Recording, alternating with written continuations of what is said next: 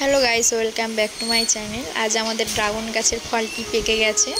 আজ আমি হোস্টেলে যাওয়ার সময় ভাবছিলাম যে ফলটা পেড়ে খেয়েই যাব, কেননা আমার গাছের ফল আমি খাবো না। ফলটিটাকে ভালো করে দেখছিলাম যে পারবো না। এখন তো আব্বু মা নেই, পারা কি উচিত হবে? তারপর ভাবলাম যে না, পেরেই দিই।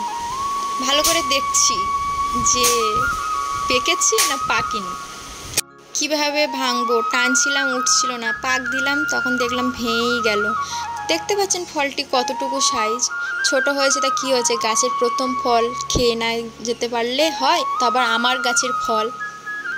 দেখুন, ফলের সাইজ ছোট হোক বা বড় হোক, আমাদের একটা নিয়ম আছে, আমাদের পরিবারে সবাই মিলেমিশে খায়। বিশেষ করে গাছের প্রথম ফল হলে সেটা 4 ভাগের মধ্যে যদি 1 ভাগও হয়, 1 ভাগও দিই।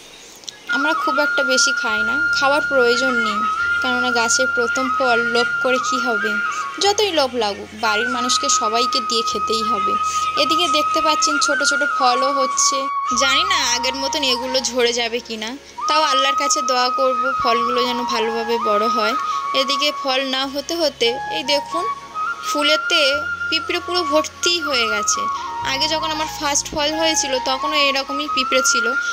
আমি এই পিঁপড়েগুলো দেখার কারণে তখন গিয়েছিলাম হলুদ নিয়ে আসতে। হলুদ নিয়ে আমি ফুলের উপরে ছড়িয়ে দেওয়ার পরে অনেকগুলো পিঁপড়ে চলেই গিয়েছিল, পিঁপড়ে হয়নি। এদিকে দেখতে পাচ্ছেন, আর দেরি না করে বিসমিল্লাহ বলে ড্রাগন ফলটি কেটেই ফেললাম। ফলটি লাল টকটকে দেখার পরে আমি তো পুরো অবাক হয়ে গেছি। দেখতে পাচ্ছেন কত সুন্দর দেখাত ফলটা। আর বেশিক্ষণ দেরি না করে ড্রাগন ফলটি পিস পিস করে কেটে সবাইকে দিলাম এবং আমিও খেলাম। আমার গাছের ফল খেতে পারলাম এবং পিঙ্ক কালারের, আমার শখের কালার পিঙ্ক কালার। আমি কোনোদিন ভাবতেই পারিনি আমার ফলটি পিঙ্ক কালারের হবে। গাইস, আপনাদের ভালো লাগলে লাইক কমেন্ট শেয়ার করতে ভুলবেন না। অবশ্যই একটা তো কমেন্ট করতে পারেন। Tata, bye bye.